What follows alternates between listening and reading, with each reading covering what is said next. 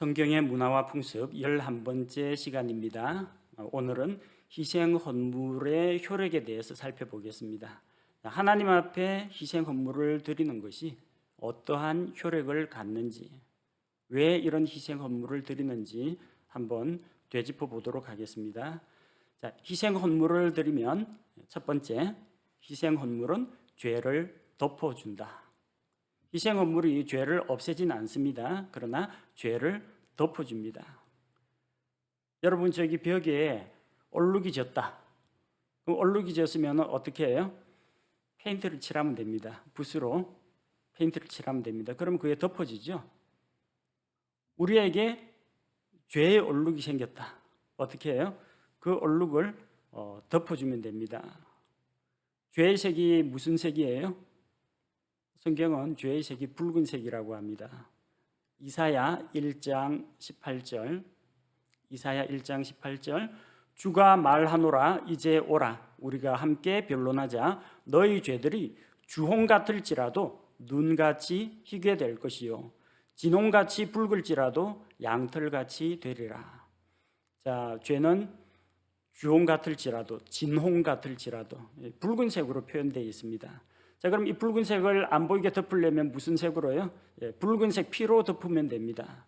그래서 희생 헌물에 피가 필요했던 이유는 피와 같이 붉은 죄를 덮기 위한 것이었습니다. 죄를 덮어주는 것입니다. 그러면 하나님께서 죄 없는 희생 헌물의 그 피를 보시고 그 밑에 깔려 있는 붉은색, 진홍 같고 주홍 같은 그 죄는 보지 않으신다는 겁니다. 우리 주 예수님께서 하신 일이 바로 이와 같습니다. 우리의 모든 죄를 예수님께서는 그분의 보배로운 피로 다 씻어 주셨습니다. 짐승 희생물은 단순히 죄를 덮어주기만 했지만 어린 양 예수 그리스도의 보배로운 피는 우리 죄를 눈보다 더 희게 씻어줄 수가 있는 것입니다. 둘째로 구약시대의 희생 헌물을 드리면 죄 용서를 받았습니다. 그러나 한 가지 부족한 점은 죄 용서는 받지만 죄로부터 정결하게 되지는 못했습니다. 출애굽기 34장 7절에 하나님께서 모세에게 자기의 영광을 드러내시면서 이렇게 말씀하셨습니다. 출애굽기 34장 7절, 내가 긍휼을 수천에게 베풀며 불법과 범법과 죄를 용서하되, 구약시대에도 죄의 용서가 있습니다. 죄를 용서하되 그것이 결코 죄 있는 자를 깨끗하게 하지는 아니하리라. 죄로부터 용서받긴 하지만 죄에서 깨끗하게 되진 않습니다.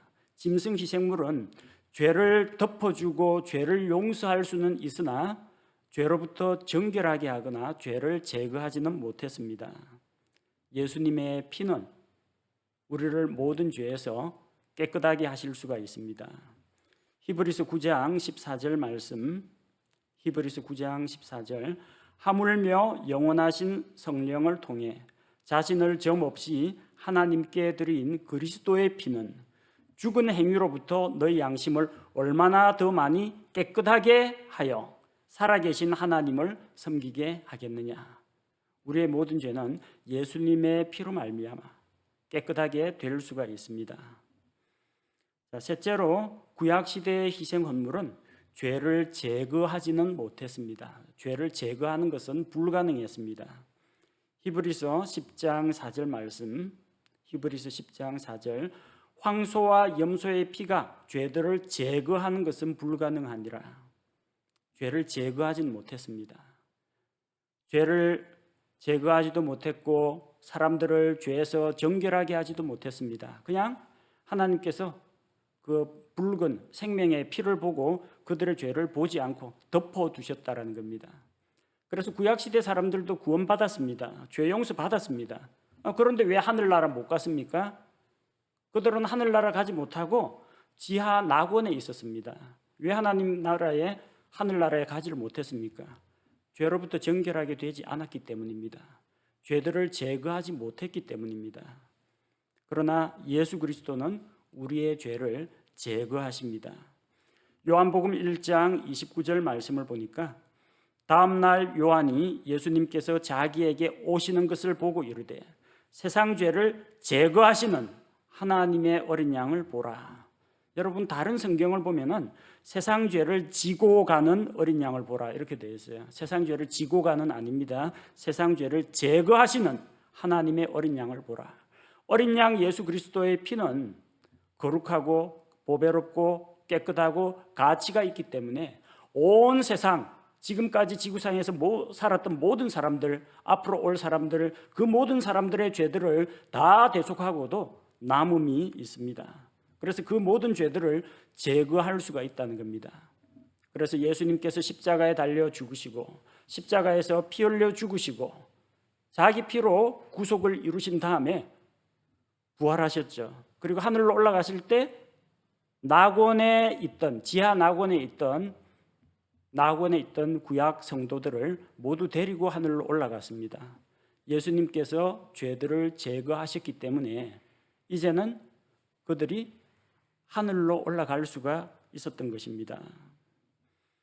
네 번째로 희생 헌물을 드리면 어떤 효력이 있느냐? 희생 헌물의 효력은 유효 범위가 어디까지냐? 드리는 그 한 사람을 위해서입니다. 죄를 두 사람이 지었어요. 그럼 각자가 드려야 합니다. 희생 헌물 한 마리 가지고 저 친구, 가족, 누구 다 이렇게 드릴 수가 없어요. 자기 죄로 인해서 자기 희생물을 자기가 가지고 와야 합니다. 한 사람을 위한 겁니다. 특별한 건 있어요. 속죄일이 되면 온 이스라엘 회중을 위해서 드리는 희생 헌물이 있습니다. 그걸 제외하고 일반적인 상황에서는 한 사람이 죄를 지으면 그 사람이 자기를 위한 희생물을 가져와야 했습니다. 내 희생 헌물을 가지고 다른 사람의 죄까지 대신 속죄하는 것은 불가능했습니다. 또 죄 한 건에 대해서만 유효했습니다. 여러 개 죄 지으면 희생 헌물이 늘어납니다. 그리고 한 번만 유효합니다. 이번에 내가 도둑질을 해가지고 혹은 이번에 내가 거짓말을 해가지고 하나님 앞에 헌물을 드렸다. 다음에 똑같은 죄를 또 지었다. 옛날에 드렸지만 그 희생 헌물은 이미 죽었습니다. 벌써 불에 타가지고 죄가 되었습니다. 그러면은 옛날에 드린 거는 소용이 없고 다시 희생 헌물을 또 가져와야 한다는 겁니다. 그래서 구약 시대에는 희생 제사가 끝없이 계속되었습니다. 왜냐하면 날이 갈수록 어제 죄를 지었다가 또 며칠 후에 또 죄를 짓고 이게 반복이 되니까요.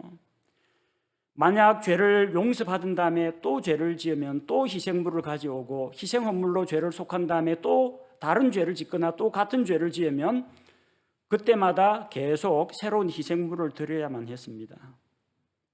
구약시대의 희생제사가 하나님께서 세우신 좋은 제도임에도 불구하고 불완전했던 부분이 바로 이런 부분입니다. 그러나 우리 주 예수님께서는 단번에 모든 죄를 속죄하심으로 모든 사람을 위해서 자기를 주셨습니다. 예수님은 온 세상 모든 사람들의 죄를 다 담당하셨습니다. 그리고 모든 종류의 죄에 대해서 구약시대에는 희생물로 용서 안 되는 죄들이 있습니다. 지난번에 율법 가운데서 사망법이 있다는 거 배웠죠? 그 가운데서 우상숭배, 근친상간, 동성애, 수간, 살인 이건 용서가 안 됩니다. 희생 헌물 가지고 와도 소용없어요. 배상금 내도 소용없습니다. 무조건 돌로 쳐서 죽이랍니다. 이건 용서가 안 된다는 거예요. 희생 헌물로 속할 수 없는 죄들이에요. 그런데 예수님께서는 우리의 모든 죄를 대신하셨고 예수님의 피로 용서받지 못할 죄는 아무것도 없다는 것입니다. 그리고 구약시대 희생 헌물이 한 번 드리면 그걸로 그냥 끝, 일회용이었다면 예수님께서는 십자가에서 자신을 단 한 번 드림으로 말미암아 그 효력이 영원 무궁토록 지속되게 하셨습니다. 영원한 구속을 이루셨습니다. 히브리서 9장 12절 말씀, 히브리서 9장 12절, 염소와 송아지의 피가 아니라 자기 피를 힘입어 단 한 번 거룩한 곳에 들어가사 우리를 위하여 영원한 구속을 얻으셨느니라. 그래서 구약시대의 그런 희생 헌물보다는 예수님께서 이루신 십자가의 그 대속이 더 뛰어나다는 것입니다. 다섯 번째로 우리가 이 희생 헌물의 효력에 대해서 생각할수록 구약 시대의 희생 헌물은 장차 세상에 오실 구속자 예수 그리스도를 예표한다는 것을 알 수가 있습니다.